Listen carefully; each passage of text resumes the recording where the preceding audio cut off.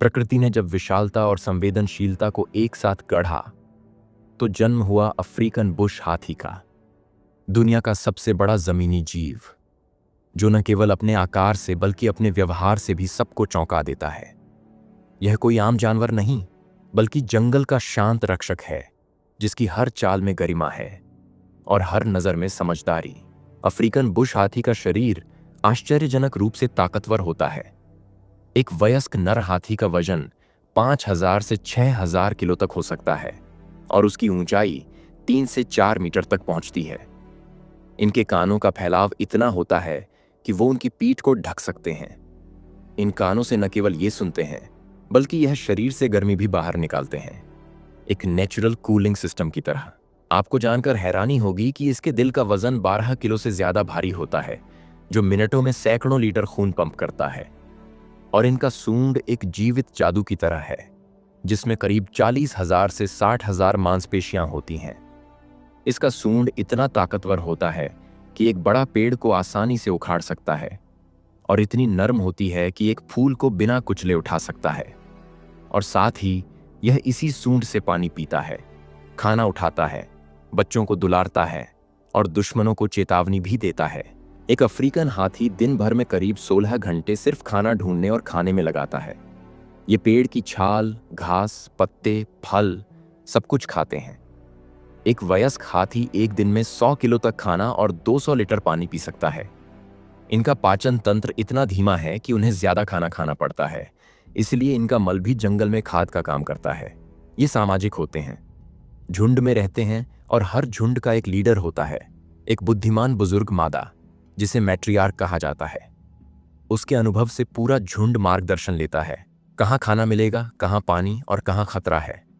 नर हाथी किशोरावस्था के बाद झुंड छोड़ देते हैं और अकेले या छोटे समूह में रहते हैं, मगर मादा और बच्चे पूरे जीवन एक साथ रहते हैं, मानो एक इंसानी परिवार की तरह। इसकी याददाश्त का कोई जवाब नहीं। कहा जाता है एन एलिफेंट नेवर फॉरगेट्स, और ये सच भी है। वो सालों बाद पुराने पानी के स्रोत, झुंड के सदस्य और यहाँ तक कि इंसानों के चेहरे तक याद रखते हैं। ये रणनीतिकार होते हैं। समस्या आने पर झुंड को घेर कर बच्चों को बीच में ले आते हैं, जैसे कोई अनुभवी सेनापति कर रहा हो। ये केवल ताकत का प्रतीक नहीं है, बल्कि ये भावनाओं के सागर हैं। जब कोई हाथी मरता है तो बाकी सदस्य उसके शव के पास घंटों तक रुकते हैं, उसे सूंघते हैं, छूते हैं और एक प्रकार का शोक मनाते हैं। अगर वो सालों बाद भी उस जगह से गुजरें तो दोबारा रुकते हैं, जैसे कोई पुराना दोस्त याद आ गया हो। ये इंसानों जैसी आवाज़ों में बात नहीं करते, बल्कि ये इंफ्रासाउंड यानी बेहद कम फ्रीक्वेंसी की आवाज़ों का इस्तेमाल करते हैं, जो इंसान सुन भी नहीं सकता। इन आवाज़ों से ये 5 किलोमीटर तक दूर दूसरे हाथियों से संवाद कर सकते हैं। रात के अंधेरे में भी, जंगल की गहराई में भी उनकी बातचीत जारी रहती है। इसे कीस्टोन स्पीशीज कहा जाता है, यानी अगर हाथी जंगल से गायब हो जाएं तो पूरा इकोसिस्टम ढह सकता है, क्योंकि ये जंगल में रास्ते बनाते हैं, झीलें खोजते हैं, उनका मल बीजों को फैलाता है, यानी ये चलते फिरते बागवान हैं।